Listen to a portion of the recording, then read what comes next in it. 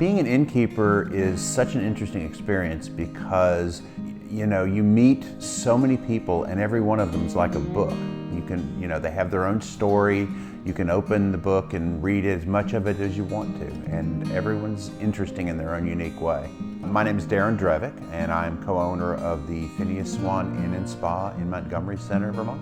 My wife and I have owned the inn for over 8 years now. We moved here in 2012, and we just love the top of Vermont. It's gorgeous up here. I always tell people that we're not in the hospitality industry, we're in the manufacturing industry.